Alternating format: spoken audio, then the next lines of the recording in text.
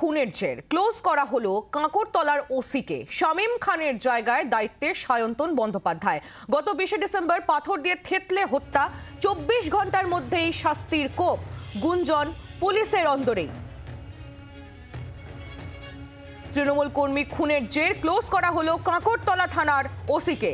শামীম খানের জায়গায় দায়িত্বে সায়ন্তন বন্দ্যোপাধ্যায়। প্রসেনজিৎ বালাকার আমাদের প্রতিনিধি আমাদের সঙ্গে রয়েছেন টেলিফোন লাইনে। প্রসেনজিৎ, কি খবর পাচ্ছ? দেখো, প্রথমেই তোমাকে বলি যে 20 তারিখ রাত্রে অর্থাৎ একদিন আগে কার্যত কাকরতলা থানায় শেখ মতিন নামে এক ব্যক্তিকে থেতলে পাথর দিয়ে খুন করার ঘটনা ঘটে।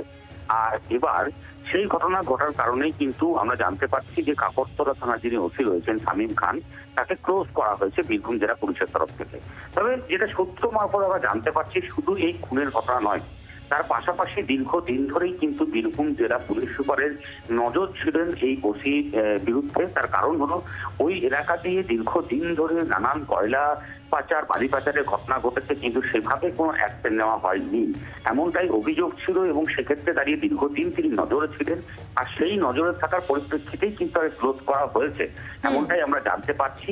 পাশাপাশি এই খুনের ঘটনা সম্প্রতি ঘটায় সবকিছু মিলিয়েই কিন্তু বিভিন্ন কারণেই তাকে ক্লোজ করা হয়েছে বলে আমরা বীরভূম জেলা পুলিশ সূত্রে জানতে পারছি। এবং সব থেকে বড় বিষয় দেখো, তুমি দেখবে যে বীরভূম জেলায় নানান ঘটনা আগেও এরকম ঘটেছে, কিন্তু সেক্ষেত্রে দাঁড়িয়ে কোনো ওসিকে ক্লোজ করার মতো ঘটনা ঘটেনি।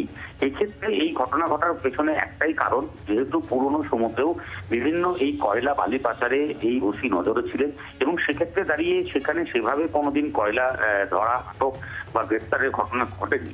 এই যে বিভিন্ন কারণগুলি ছিল, সে কারণেই কিন্তু তাকে ক্লোজ করা হয়েছে বলে জানতে পারা যাচ্ছে। এবং একদিকে বলা যেতে পারে, অনেকেই বলছেন এই ক্লোজ করা একদিকে পুলিশ মহলের বিভিন্ন ওসিদেরকে একটি বার্তা দেওয়ার চেষ্টা করেছেন বীরভূম জেলা পুলিশ সুপারের তরফ থেকে বা বীরভূম জেলা পুলিশ সুপার, এবং পাশাপাশি অন্যান্য জায়গাতেও যাতে পুলিশ ওসিয়ারা রয়েছেন তারা যাতে কঠোর ব্যবস্থা নেয় যে কোনো ক্ষেত্রেই, সেই জন্য এই ঘটনা বলে জানা যাচ্ছে। ধন্যবাদ প্রসেনজিৎ, নজর রাখো।